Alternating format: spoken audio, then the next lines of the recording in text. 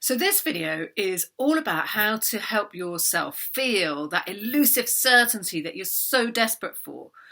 You've probably thought many times, if I could just know for sure one way or another, whether it's about your sexuality or whether you've contracted some disease or whether you want to harm someone, whatever it is, you just feel like if I could just get an answer to this question, then everything would be better.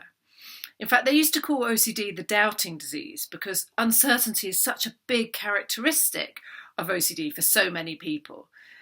So the big question is, how do you get more certain? The thing that we know is you've probably been trying to get more certain for a really long time, right? Ever since this problem's been going on. And what you have to ask yourself is, have I got any more certain in that time? Now, usually when I ask people that question, the answer is actually, well, no, I'm kind of less certain than I was before. So you're putting in all this effort to try and get more certain, and actually you're ending up less and less certain, less and less sure of yourself, right? So many times I've heard people say to me, if I could just know for sure, if there was just like a test for this so I could get a definitive answer. And I'll say to them, look, let me explain it like this, right? So for somebody who perhaps has a fear that they've contracted HIV, right? There is a definitive test for that. They can go to a clinic and get a test, okay? So they go in, get a test. Oh, look, there's your results. You're negative. You don't have it. Now, in an ideal world, if the problem was the question of do I have HIV or not, the answer is there. No, you don't, right? But what happens when that person goes and they get that answer? They probably feel good for, I don't know, anything from 5 seconds, 5 minutes, 5 days, right? But probably less.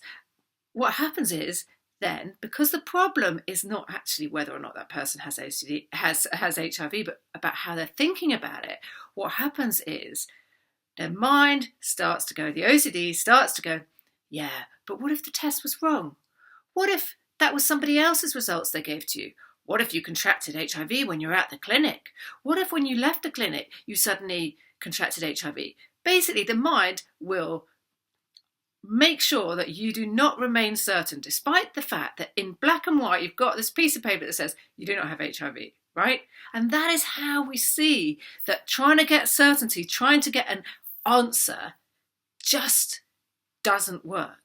Right? Because it's not dealing with the real problem. The real problem is how you're responding to the doubts and not actually getting an answer to the question. Okay, so that's how we see that trying to get an answer to the question is never going to solve this problem. So before I go on to talking about what you can do instead of trying to get this elusive certainty, I want to just cover off some of the typical kind of things that you might find yourself doing in order to try and get certainty, okay? Just so you can really get clear about what I'm talking about. So typical things would be checking how you feel emotionally. So for example, do I feel appropriately horrified by that thought? Trying to get that answer. If I don't like the thought, then that must mean that I am not whatever it is I fear I am. Okay, that's a typical example. Similar, checking for physical sensations. Do I have any groinal response from that thought? That's a way of trying to get certainty about whether or not those thoughts are really part of you, whether you like it or not. Okay, that's a way of trying to get certainty.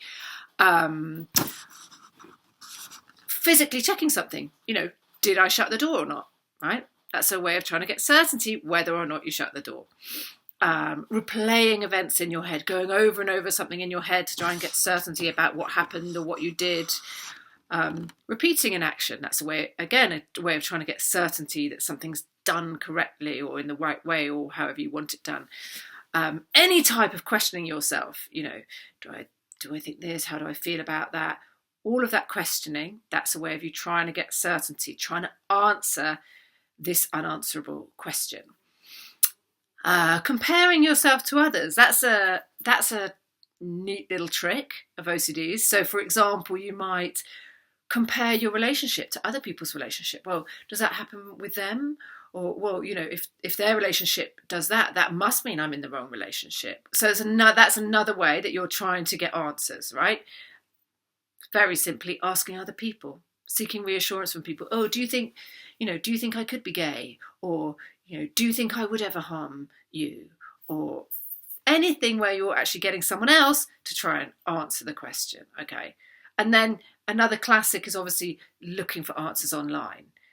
A lot of the time I see that's one thing people do in terms of that, trying to convince themselves that this is OCD and not the other thing that they're worrying it could be, that they're some kind of terrible person. Because what people will do is they'll check other people's OCD stories to see if theirs fits with it. I.e., like, is this definitely OCD? Or, am I a devil killer person, right? Okay, so those are just some of the things typical kind of things that people will do to try and get certainty. It's not an exhaustive list. You need to listen to yourself. What am I doing to try and answer this question? How do I try and get more certain about this, right?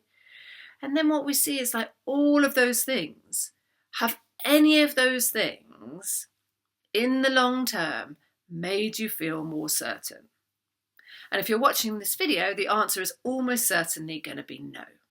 So what is the alternative to trying to get certainty, to trying to answer that elusive question?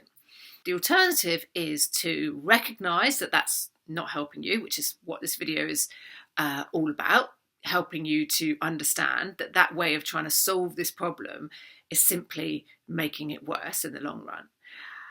And starting to learn to live with that discomfort of the uncertainty of the not knowing. Now, I promise you, I do understand that is a lot easier said than done. Oh yeah, just feel uncertain and don't worry about it, And here's the reason why that is so difficult for people who have OCD. So I have this particularly lovely analogy that I like to use for this, which is, imagine you come home, you walk in the house, stick your car keys on the hall table, go into the kitchen, and somebody says to you, did you shut the front door? Now, I'm sorry for anyone who has a worrying about whether they shut the front door issue, because this analogy might not work so well for you. Someone says to you, did you shut the front door? You're probably just going to go, yeah, why do you ask, right? Because you probably did shut the front door when you walked in. That's what you do, right? Now, I want you to imagine the same scenario, but as you walk into the kitchen, someone puts a gun to your head and says, did you shut the front door? Now, what do you think is going to happen to your level of certainty when it suddenly becomes a sense of like life or death? Did I shut the front door? Right? Your level of certainty is going to go way down. You're suddenly going to think, well, did I? Well, what if this one time I didn't? What if I just wasn't concentrating? Or maybe I slammed it too hard and it banged back open? Or your mind is going to start playing all sorts of tricks on you, right? Because suddenly the stakes of whether or not you shut the front door are super high, right? And that's how it is when you have OCD, is that you feel like the stakes are really high.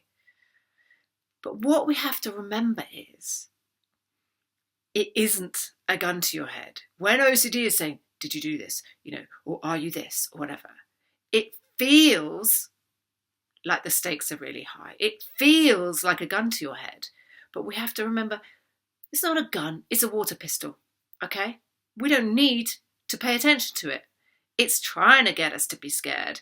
And it's trying to get us to keep searching and answering this question. But we need to recognise that those stakes are imagined high stakes. They're not actually real high stakes, even though they feel like they are. So if you want to get better at handling uncertainty, what are you going to need more of? More uncertainty, more practice. Okay. And the main way that we do this is through my favourite, exposure and response prevention.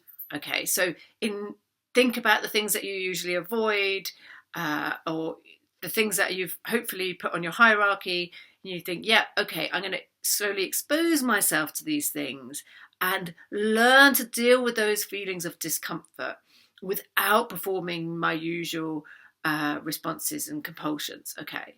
Now, if you don't really know what I'm talking about at this point, you need to go and review some of the other videos, okay, where I explain to you exactly how to make your own hierarchy, how to do exposure and response prevention. So just to conclude, what we're really talking about here is that the more you try and get yourself to feel certain, the less certain you are going to feel in the long run.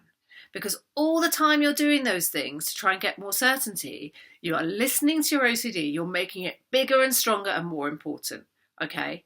So it's back to that thing of learning to not pay attention, to go against the OCD, and to stop trying to find an answer to this question. Because not only will you not get the answer, but the more you search for it, the worse it's going to get. So instead, you're going to really practice exposing yourself to the things that you fear and learning to ride the wave of that uncertainty so that it becomes less and less difficult for you. And the more you can do that, the more you practice feeling uncertain, guess what's going to happen? You're going to end up feeling more certain. Okay, I promise you, because I've seen it happen lots of times.